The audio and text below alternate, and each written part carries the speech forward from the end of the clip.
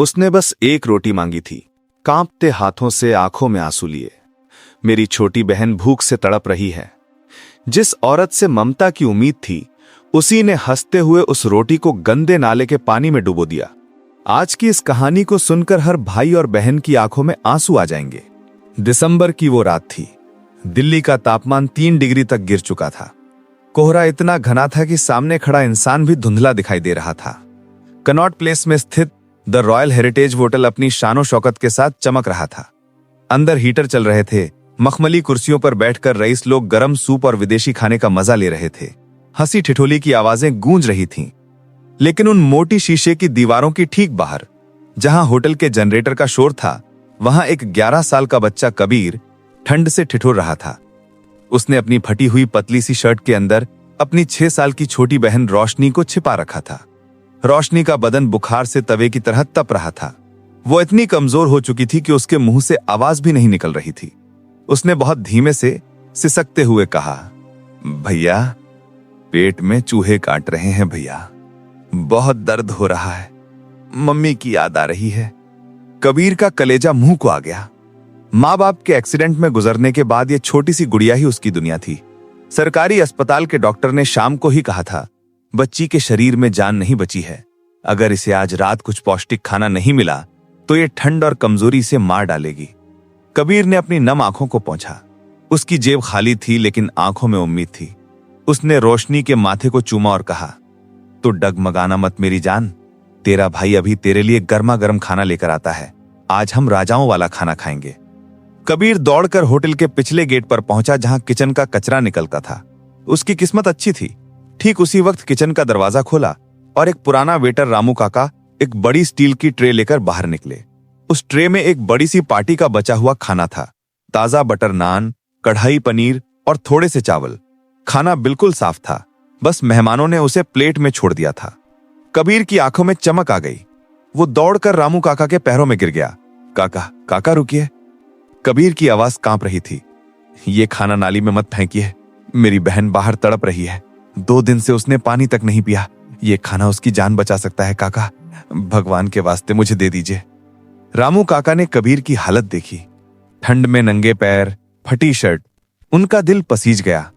उन्होंने ट्रे नीचे रखी और कहा, अरे बेटा, रो मत, ये ले, ये खाना बिल्कुल ताजा है, जल्दी जाओ और अपनी बहन को खिला दे। कबीर ने कांपते हाथों से वो ट्रे उठाई। उसे लगा जैसे उसे दुनिया की सबसे बड़ी दौलत मिल गई हो। वो पलट नहीं वाला था कि तभी एक तीखी, कड़वी और अधिकार से भरी आवाज ने रात के सन्नाटे को चीर दिया, स्टॉप इट। दोस्तों, इससे पहले कि हम देखें कि आगे क्या हुआ, मैं आपसे एक सवाल पूछना चाहता हूं। हम सब अपनी बहनों से, अपने भाई बहनों से बहुत प्यार करते हैं। सोचिए, अगर उस ठंड में कबीर की जगह आप होते और आपकी छोटी बहन भूख से तड़प रही होती, तो आपके दिल पर क्या गुजरती? अगर आप अपनी बहन से प्यार करते हैं तो कमेंट बॉक्स में आई लव माई सिस्टर जरूर लिखें।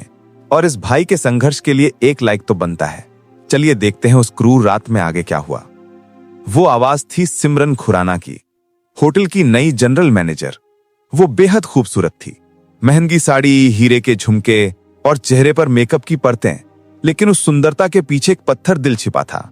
उसे गरीबों से, उनकी बदबू से और उनकी मौजूदगी से सख्त नफरत थी। सिमरन अपनी ऊंची हिड़की सैंडल खटखटाते हुए पास आई। उसने अपनी नाक पर एक रेशमी रुमाल रखा और कबीर को ऐसे देखा जैसे वो कोई गंदगी का ढेर हो। रामू, सिमरन चिल्लाई, तुम्हारी हिम्मत कैसे हुई होटल का खाना इस सड़क छाप भिखारी को देने की? ये द रॉयल हेरिटेज है, कोई अनाथ आश्रम नहीं। कबीर डर के मारे थर-थर कांपने लगा।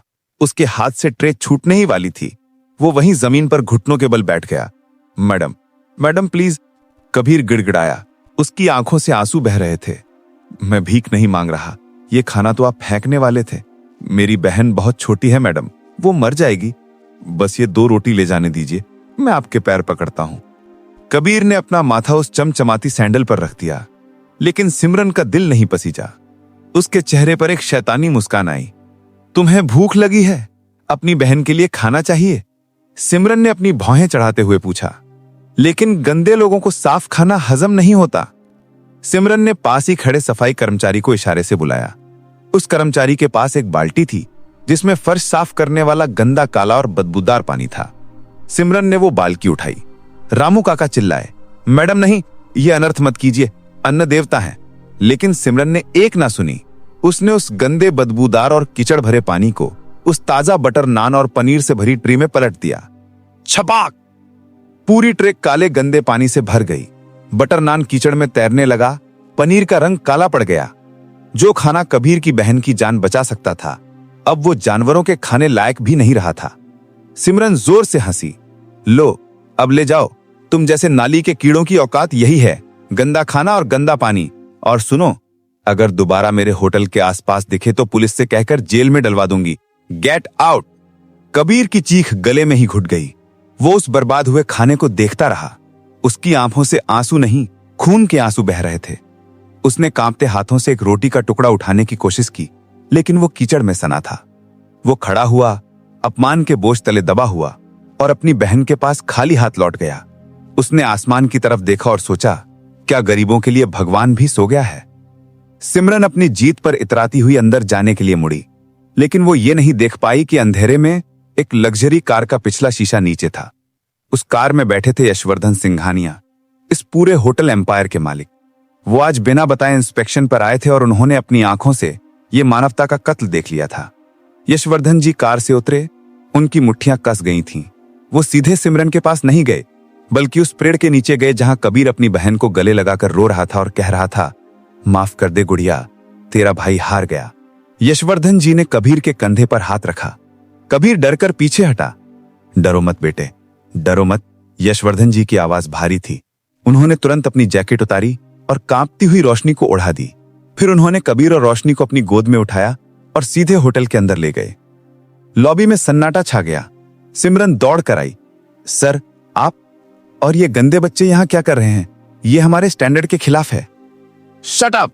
यशवर्धन जी की दहाड़ से पूरा हॉल गूंज उठा।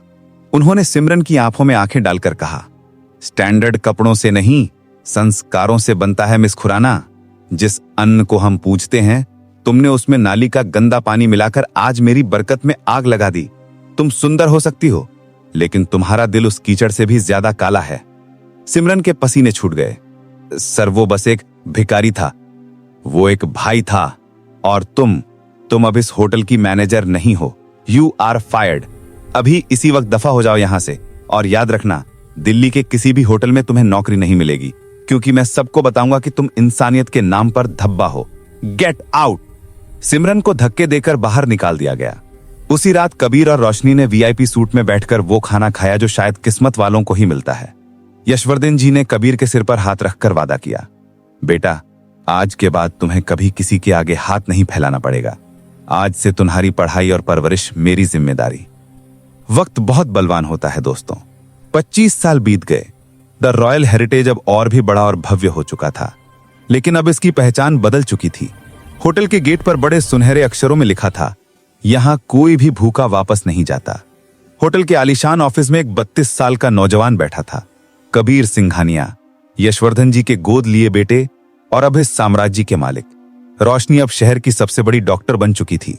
तभी सिक्योरिटी का फोन आया, सर, पिछले गेट पर एक बहुत बूढ़ी औरत आई है, बहुत बीमार लग रही है।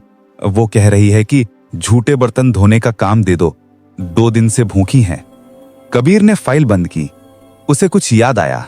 उसने कहा, उसे रोको मत, उसे अंदर मेरे कैबिन में लाओ पूरे सामान के साथ। दरवाजा खुला और एक बूढ़ी जर्जर औरत अंदर आई। चेहरे पर झुर्रियां, बाल बिखरे हुए, फटी हुई साड़ी। भूख ने उसे तोड़ दिया था।